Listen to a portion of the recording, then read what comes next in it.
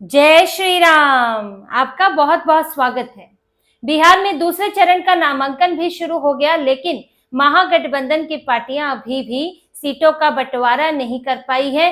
कौन कितनी सीटें लेगा, कौन सी सीटें लेगा, इसको लेकर स्थिति साफ नहीं है। कोई भी घोषणा करने की हिम्मत नहीं कर पा रहा है कि हमें इतनी सीटें गठबंधन के अंदर मिली है। और पहले चरण के अंत तक सबने अपनी मर्जी से नामांकन कर दिए हैं। पहले चरण के आखिरी दिन 17 तारीख को राजद के कांग्रेस के दफ्तर में अफरा तफरी मची रही, क्योंकि पता ही नहीं था कि कुछ सीटों को लेकर कि राजद उसमें उम्मीदवार उतारेगी या नहीं, कांग्रेस उतारेगी या नहीं, टिकट दे या ना दे, कोई मानने को तैयार नहीं था। उधर से विकासशील इंसान पार्टी के जो मुकेश सहनी है वो अपना अलग अड़े हुए थे, और इसका नतीजा ये निकला कि पहले नामांकन के बाद लड़ाई एनडीए वर्सेस महागठबंधन से ज्यादा यहां हो चुकी है। RJD versus Congress, RJD versus VIP, Congress versus CPI. 10 सीटें ऐसी हैं जिसमें ये पार्टियां आपस में ही लड़ रही हैं। यहाँ पर एनडीए से तो आपको बाद में लड़ना है, पहले तो आपको अपना जो आपका सेम वोट आधार है आपको उससे लड़ना होता है, क्योंकि ये महागठबंधन में है, वोट आधार एक जैसा है। तो जब आपके दोनों उम्मीदवार आमने सामने होंगे तो पहली चुनौती तो यही होगी कि आपको अपने ही समान प्रतिद्वंदी से सीटें खींचनी है। राजद को कांग्रेस से, कांग्रेस को राजद से वोट खींचने हैं, और उसके बाद आपको बीजेपी, जदयू या चिराग पासवान की पार्टी को हराना है। ये स्थिति अब इनके बीच में बन गई है, और 10 सीटें ऐसी निकल कर आई हैं, और उसमें भी सबसे ज्यादा सीटें जो हैं वो राजद और कांग्रेस के बीच में लड़ाई चल रही है, और उसके बाद कांग्रेस और सीपीआई के बीच में लड़ाई चल रही है। अहम सीटें तो राजद और कांग्रेस के बीच में है, जिसमें कोई भी पीछे हटने को तैयार नहीं है। जो तेजस्वी यादव हैं वो मिल आए राहुल गांधी से, राहुल गांधी उनसे मिले ही नहीं। वहां पर कुछ और नेताओं से मुलाकात करके आ गए, लेकिन बात नहीं बनी। यहाँ पर फोन भी आया राहुल गांधी का, लेकिन उसमें भी बात नहीं बनी। तो अंत में सबने जहां जहां जिसको लग रहा था कि अब बात नहीं बन रही है वहां पर नामांकन कर दिया है। ये 10 सीटें आप जान लीजिए कि इन पर क्या लड़ाई चल रही है और कौन कौन उम्मीदवार है। कहलगांव में कांग्रेस और राजद के बीच जबरदस्त झगड़ा चला है, लेकिन कोई नतीजा नहीं निकला। यहाँ पर राजद ने रजनीश यादव को टिकट दिया है, जो कि झारखंड सरकार में मंत्री और राजद के नेता संजय यादव के बेटे हैं, और तेजस्वी यादव उन्हें वादा कर चुके थे। कांग्रेस भी पीछे नहीं हटी, तो कांग्रेस ने प्रवीण सिंह कुशवाहा को यहां से टिकट दिया है। इसके अलावा लालगंज में राजद ने मुन्ना शुक्ला, बाहुबली नेता की बेटी शिवानी शुक्ला को यहां से टिकट दिया है। कांग्रेस ने आदित्य कुमार को दिया है। वैशाली से राजद ने अजय कुशवाहा को दिया है, और कांग्रेस ने संजीव कुमार को दिया है। वारिसलीगंज से राजद ने अनीता देवी को, कांग्रेस ने मंटन सिंह को टिकट दिया है।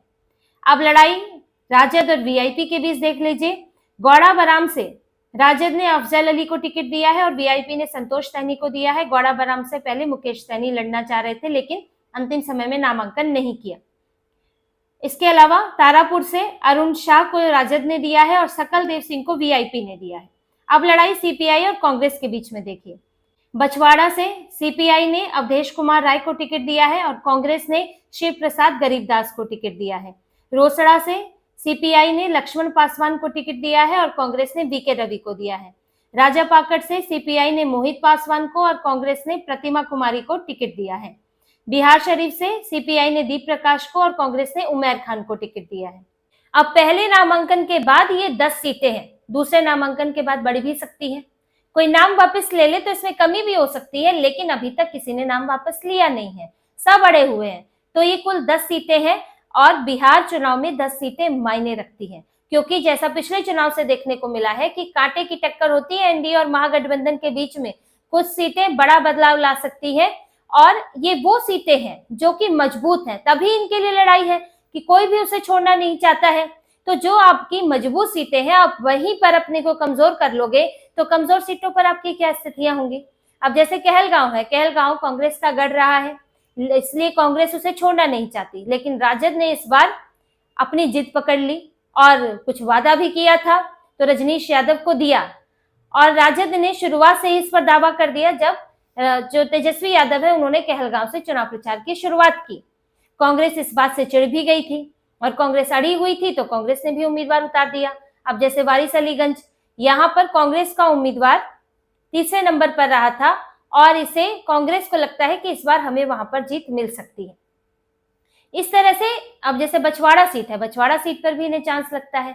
यहां से तो कन्हैया कुमार भी टिकट मांग रहे थे, लेकिन कांग्रेस शिव प्रसाद गरीबदास को देना चाहती थी, जो कि उनके युवा नेता है, युवा इकाई के नेता है। लेकिन इस सीट को सीपीआई भी छोड़ना नहीं चाहती है। और इसी तरह से मटिहानी सीट को लेकर भी था, वहां पर भी सीपीआई और इनके बीच में झगड़ा चल रहा था। तो यहाँ पर अब स्थिति इनके बीच आपसी टक्कर की ही बन गई है कि आपस में जब आप लड़ लोगे तब तो आप अपने प्रतिद्वंदी से लड़ोगे, और ये मजबूत सीटों पर इनका ये हाल चल रहा है और इसका इन्हें बड़ा नुकसान होने वाला है। जैसे कि महाराष्ट्र चुनाव में हुआ था महाविकास आघाड़ी को, जब कई सीटों पर फ्रेंडली फाइट हुई। अब ये फ्रेंडली फाइट नहीं होती है, फाइट ही होती है, क्योंकि उम्मीदवार आपने उतार दिए तो वो प्रचार तो करेगा ही अपने लिए और अपने लिए वोट मांगेगा।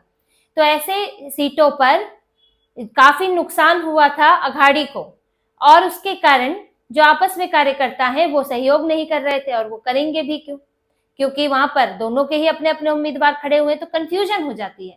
बेसिकली कार्यकर्ताओं में कंफ्यूजन हो जाती है कि किसके लिए वोट मांगे।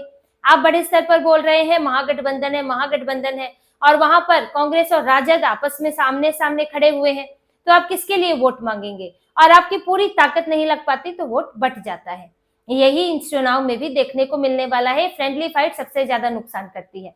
ये एनडीए में भी ऐसा नहीं है, जो जदयू और चिराग पासवान के बीच में चल रही है, कुछ 4-5 सीटें ऐसी हैं जिसमें दोनों ने उतार दिया है, लेकिन उसमें नाम वापस लेने के लिए कोशिश की जा रही है। और अगर नाम वापस नहीं भी होता है तो लड़ाई सबके बीच में नहीं है, जो जदयू है और चिराग पासवान के बीच में, ऐसा नहीं जदयू और बीजेपी के बीच में है, या चिराग पासवान बीजेपी से भी लड़ रहे हैं, या फिर उपेंद्र कुशवाहा जीतन राम मांझी से भी लड़ाई चल रही है। यहाँ तो वीआईपी वाला भी लड़ रहा है। तो वहां पर एक सीमित तनाव है जो कि नीतीश कुमार की पार्टी और चिराग पासवान के बीच में देखने को मिलता है और मिलता रहा है। लेकिन यहाँ तो सब गड़बड़ है महागठबंधन में, और उसी में ही सब एक दूसरे के खिलाफ लड़ रहे हैं। और दूसरा नामांकन तो 20 तारीख को है, उससे पहले भी ये लोग सीटों का बंटवारा नहीं कर पाए हैं, और उसकी वजह यही है। बात सिर्फ संख्या नहीं है, संख्या तो कम ज्यादा में बात बन जाती है, लेकिन यहाँ है जीतने वाली सीटों की बात। सबको जीतने वाली सीटें चाहिए। मुकेश सहनी के साथ समस्या क्या हुई, वो हमेशा से वो 60 सीटों से 40 सीटों पर आए, फिर 20 पर आए, फिर 15 पर आए, लेकिन खास सीटें चाहिए थी। अब वो सीटें राजद देना नहीं चाहती, कांग्रेस देना नहीं चाहती, इसलिए अंतिम तक लटक गए। फिर आनंद फानन में 6 सीटों पर इन्होंने उम्मीदवार खड़े किए, उसमें से भी 2 सीटों पर अपनी ही पार्टियों से लड़ाई चल रही है, राजद से ही लड़ाई चल रही है। तो वीआईपी के लिए कहां पर वहां जगह बनेगी। तो ये पूरा संकट इस वक्त महागठबंधन में छाया है, और ये बात इनके जो नेता हैं वो भी कह रहे हैं। पार्टी में अंदरूनी तौर पर भी बात चल रही है कि इस तरह की कंफ्यूजन रही तो आपको जो लगता है कि इस बार एंटी इनकम्बेंसी है, जो आपको लगता है कि इस बार नया नेतृत्व चाहते हैं बिहार के लोग, उसमें आप कुछ खास कर नहीं पाएंगे, क्योंकि आपकी एकजुटता नहीं होगी। महागठबंधन आप कर किस ले रहे हैं, ताकि वोट बिखरे नहीं, एक साथ आए। लेकिन जब आप वोट बिखरने का ही इंतजाम कर देंगे तो आपको फायदा क्या होगा। तो अब महागठबंधन की पार्टियों की नजर बनी हुई है नामांकन वापसी की तारीख तक। नामांकन वापसी के दिन तक अगर कोई समझौता हो गया तो नाम वापसी हो जाएगी, खास करके अहम सीटों पर कोई बात बन गई। अगर नहीं हुआ, सब अड़े रहे, तो फिर इनके हाथ से इनकी मजबूत सीटें भी निकलती हुई दिख रही हैं। तो इसी तरह की और खबरें और विश्लेषण आपके लिए लाते रहेंगे। हमसे जुड़े रहिए, सब्सक्राइब कीजिए, कमेंट कीजिए। बहुत बहुत धन्यवाद। जय श्री राम।